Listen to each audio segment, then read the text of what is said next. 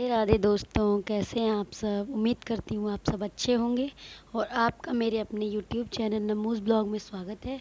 और आज मैं आपको एक बहुत ही मीठा भजन सुनाने जा रही हूँ। यदि आपको पसंद आए तो लाइक सब्सक्राइब शेयर ज़रूर करिए और मेरे चैनल को आगे बढ़ाइए। तो चलिए शुरू करते हैं। रहना नहीं संसार में, एक पल जिए तो क्या हुआ। रहना नहीं संसार में, एक पल जिए तो क्या हुआ। एक पल जिए तो क्या हुआ, दो पल जिए तो क्या हुआ। रहना नहीं संसार में, एक पल जिए तो क्या हुआ। इस भजन में ये चीज़ बताई गई है, यदि आपको एक पल का जीवन मिला है तो उसमें आपको अच्छे अच्छे कृतकार्य करने चाहिए जिससे आपका जीवन सार्थक हो। परंतु ये नश्वर संसार इस प्रकार की क्रियाओं को करता नहीं है, उल्टा दुर्व्यवहार करता है। यदि किसी के पास पैसा ज़्यादा है तो वो अपने से बढ़कर किसी को समझता नहीं, अहम की भावना आ जाती है। तो ये भजन इसी चीज़ को दर्शाता है। तो चलिए आज ये शुरू करते हैं। और इस एक एक भजन का एक एक बोल का बहुत महत्व है, तो सुनिएगा ध्यान से। द्वारे भिखारी भूखा गया, दान किए तो क्या हुआ। रहना नहीं संसार में, एक पल जिए तो क्या हुआ। एक पल जिए तो क्या हुआ, दो पल जिए तो क्या हुआ। रहना नहीं संसार में, एक पल जिए तो क्या हुआ। जैसे इस प्रकार पहले अंतरा में ये बताया गया है कि बहुत से लोग भूखे प्यासे हमारे दरवाजे पे आते हैं। जैसा कि एक भजन है कि पता नहीं किस रूप में आकर नारायण मिल जाएगा। यदि हमारे द्वार पे कोई भूखा आता है तो रोटी मांगता है या कुछ मांगता है तो उसे दे देना चाहिए। लोग बाहर इतने दान पुण्य करते हैं, जिनके पास होता है उनको और अत्यधिक देते हैं, परंतु जो हमारे दरवाजे पे भूखा प्यासा आता है तो उसको हट कह के भगा देते हैं। ऐसा भी नहीं करना चाहिए। इंसान की व्यथा देख के उससे बिहेव करना चाहिए। यदि वो परेशान है, भूखा है, तो उसे भोजन और पानी अवश्य देना चाहिए। पानी से पतला कुछ नहीं है। यदि आपके वहाँ भोजन अवेलेबल नहीं है तो आप उसको दुकान से बिस्किट लेके दे सकते हैं, बंद लेके दे सकते हैं। यदि आप उसको पैसा नहीं देना चाह रहे हैं तो आप उसको कुछ भी दे सकते हैं। तो इसी प्रकार आपको सबकी सेवा करनी चाहिए। तो इस भजन में इस कड़ी का यही महत्व है। तो चलिए हम दूसरी कड़ी शुरू करते हैं। माँ बाप की सेवा की नहीं, तीरथ किए तो क्या हुआ।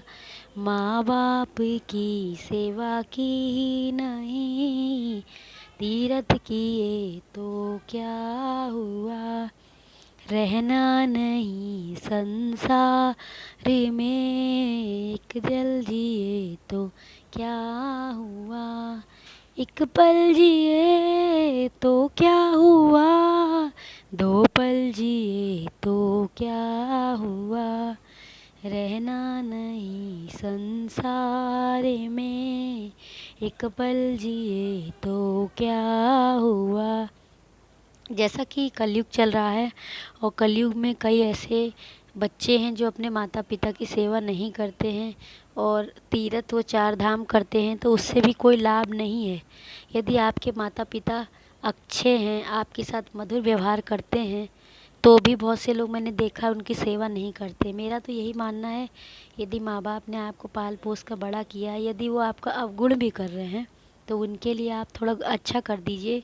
उनके कर्म उनके साथ, लेकिन आप उनके साथ दुर्व्यवहार मत करिए, क्योंकि माँ का कर्ज कोई नहीं चुका सकता, ये भगवानों ने भी कहा है।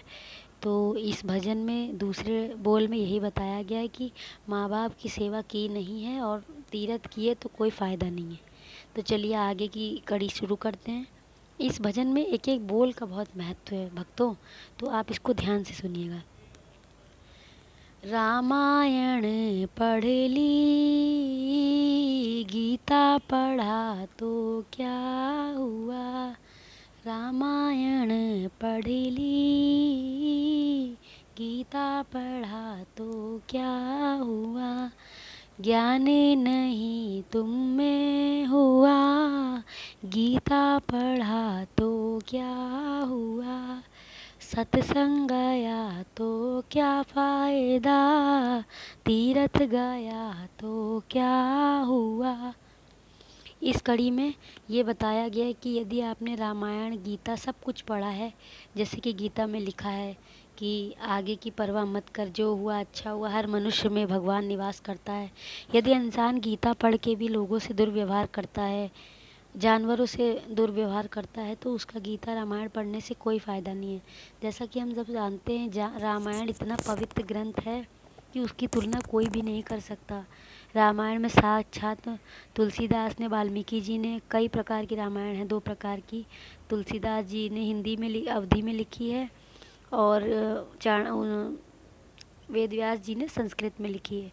तो इतना इतना ज़्यादा पवित्र ग्रंथ है रामायण, जिसमें हमारे परम पूजनीय श्री राम भगवान की पूरी जीवन लीला लिखी हुई है। और आप रामायण पढ़ के भी आपको बुद्धि नहीं आई कि हमारे पुरुषोत्तम महाराज राम भगवान, मर्यादा की मूर्ति, उन्होंने क्या क्या त्याग किया। एक बार अपनी माता के कहने से वो 14 वर्ष वनवास चले गए, और आप एक मनुष्य मात्र हो के अपने से छोटों का सम्मान नहीं कर सकते, अपने से बड़ों का सम्मान नहीं करते, तो इस जीवन पे आपका धिक्कार है।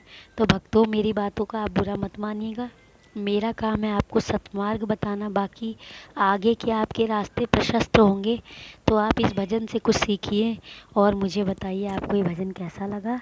और तब तक के लिए मैं ब्लॉग को एंड करती हूँ। अगले ब्लॉग में फिर एक मधुर भजन के साथ आपसे मिलूँगी। तब तक के लिए राधे राधे।